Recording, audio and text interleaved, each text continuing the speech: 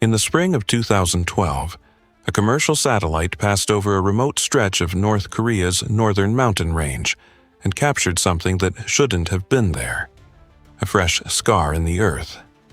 Dark soil pushed outward from the base of a ridge, ventilation pipes half hidden under camouflage netting, a road that led straight into the mountain and stopped.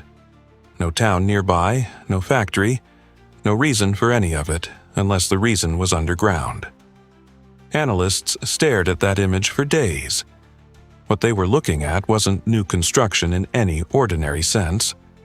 It was the latest visible hint of a program that had been running, largely unseen, for more than half a century.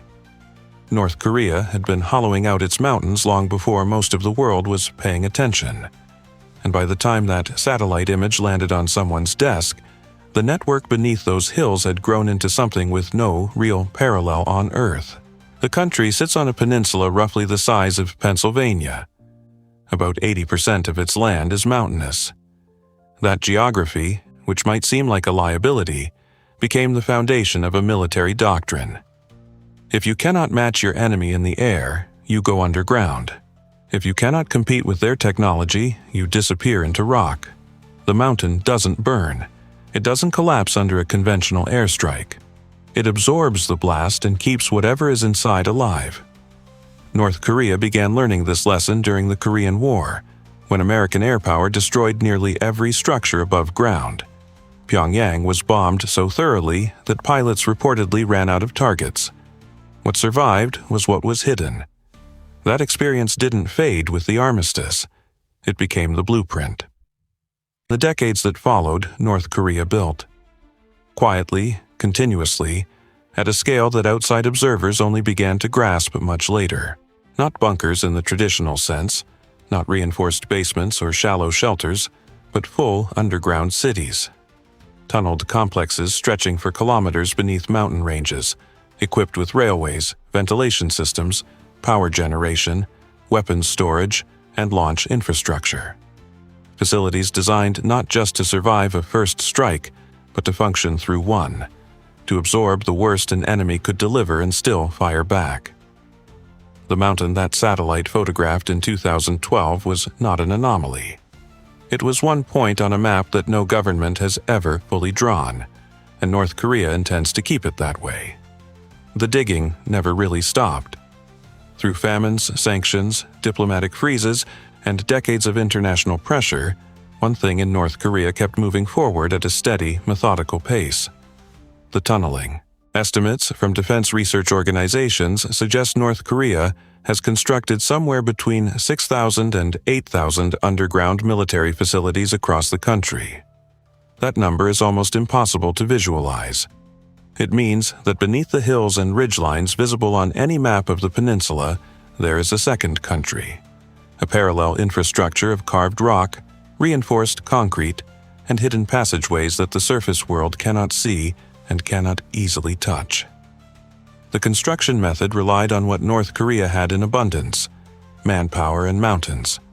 Military engineering brigades, some numbering in the tens of thousands, were assigned to tunnel projects that lasted years. Workers drilled horizontally into granite ridgelines, following the natural strength of the rock rather than fighting it. Horizontal tunneling is slower than surface construction, but it produces something surface construction never can: a facility protected by hundreds of meters of solid mountain overhead. A standard hardened bunker might withstand a near miss from a conventional bomb. A tunnel bored deep into granite can survive a direct strike from almost anything short of a purpose-built bunker-buster munition. And even then, the margins are not guaranteed. Camouflage was built into the process from the beginning. Tunnel entrances were positioned on reverse slopes, the sides of mountains facing away from likely surveillance angles. Excavated material, which would normally create visible spoil piles that satellites could detect, was dispersed gradually or used in nearby construction to reduce its signature. Roads leading to entrances were sometimes paved to match surrounding terrain. In some cases, civilian structures, farms, storage buildings, ordinary-looking sheds, were placed directly over or beside entrances to mask the traffic patterns that would otherwise betray an active military site. The pace of construction accelerated sharply after 2011, when Kim Jong-un consolidated power. Satellite imagery analysts began tracking a measurable increase in tunneling activity at known and suspected sites. New ventilation arrays appeared.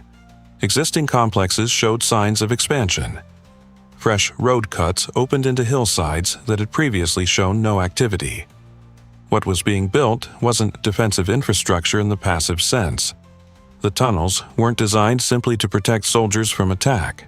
They were designed to protect weapons, and to make sure those weapons could still be used after the attack came.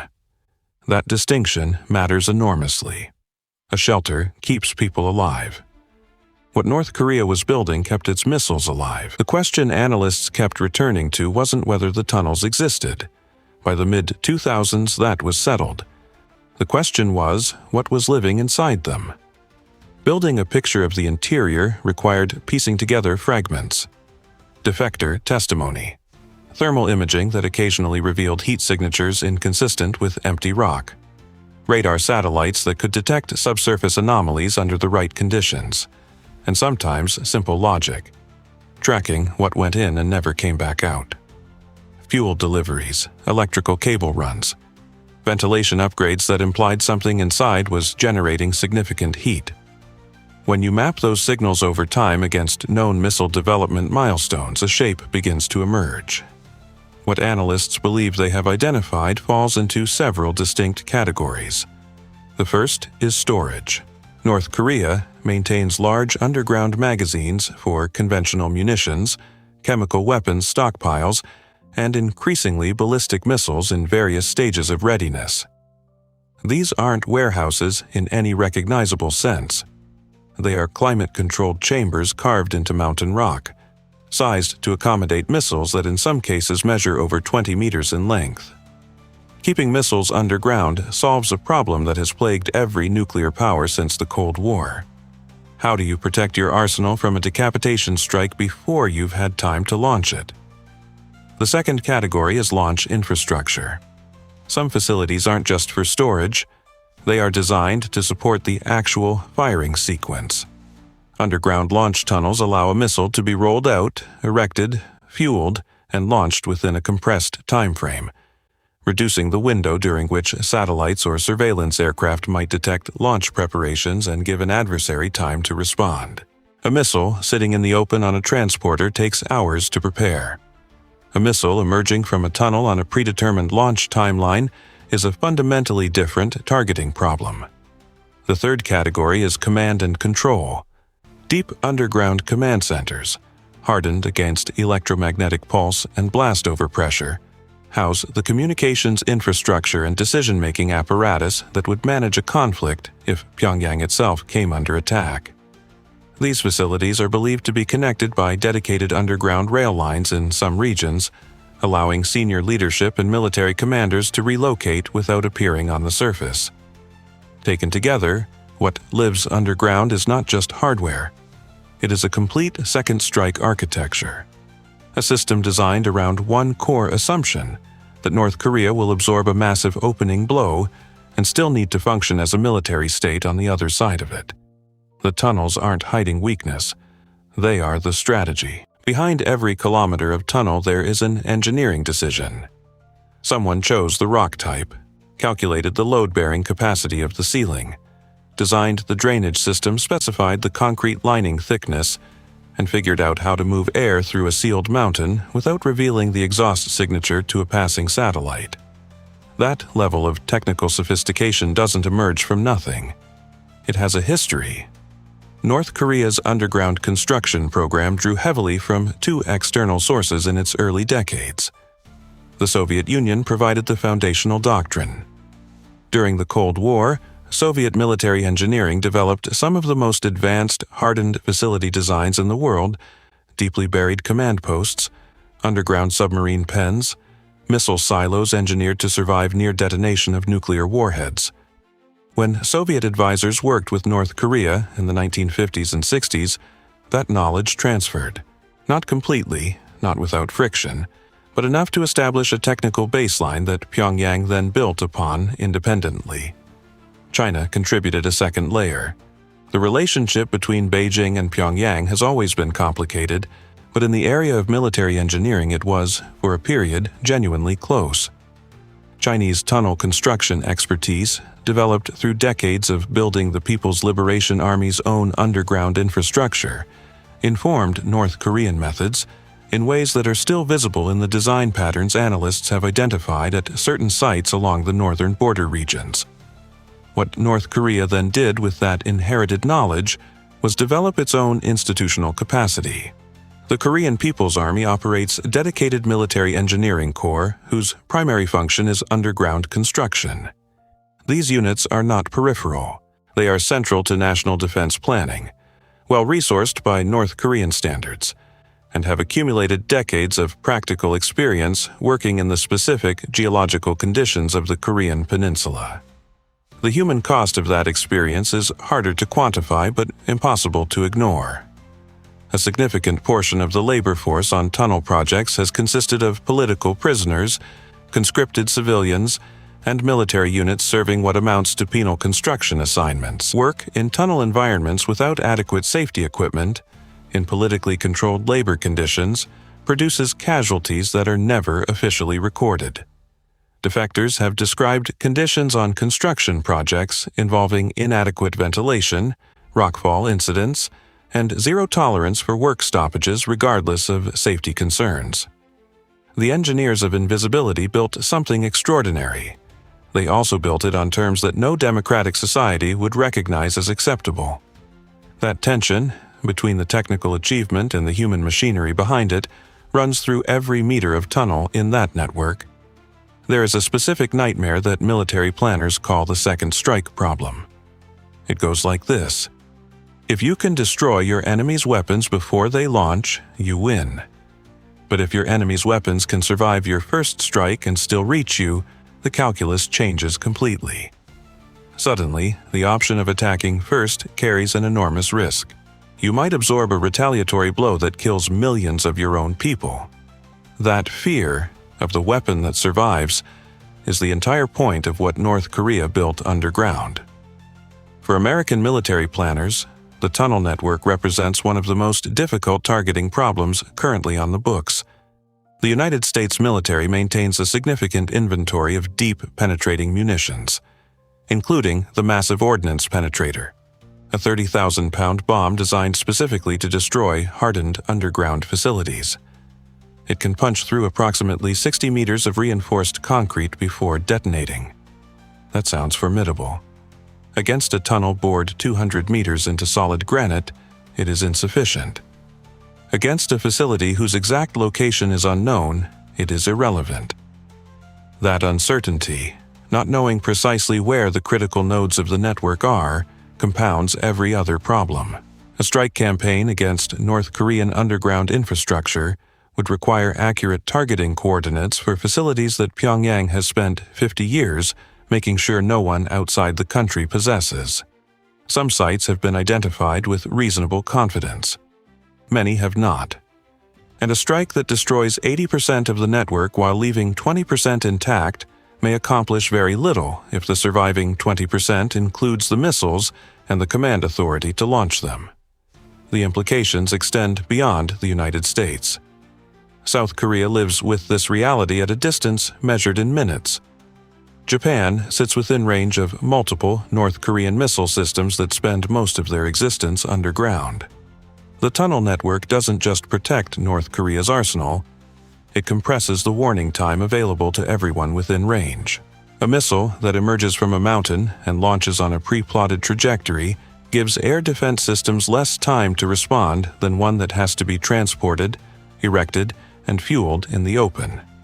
This is why the underground cities matter strategically in a way that goes beyond their physical size. They don't just store weapons.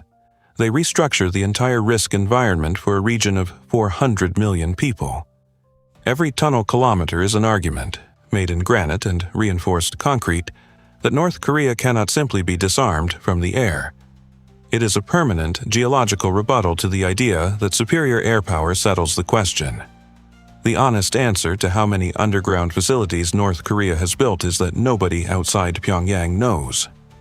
The estimates, 6,000, 8,000, possibly more, are exactly that. Estimates built from satellite imagery, defector accounts, signals intelligence, and inference. They represent the visible edge of something whose full dimensions remain hidden. For every site that analysts have catalogued with confidence, there is a reasonable probability of others that have left no detectable surface signature, bored into mountains that no surveillance pass has flagged as suspicious. Those sites are connected to nothing visible from above. That incompleteness is not a failure of intelligence gathering. It is the intended result of a program designed from its first day to be unmappable. North Korea didn't just build underground. It built in a way that made the act of building hard to see, hard to count, and hard to understand even after the construction was finished. The camouflage wasn't an afterthought applied to finished facilities. It was engineered into the construction process itself, into the choice of sites, the handling of excavated material, the roading of access roads, the placement of surface structures. The invisibility was the product, as much as the tunnel.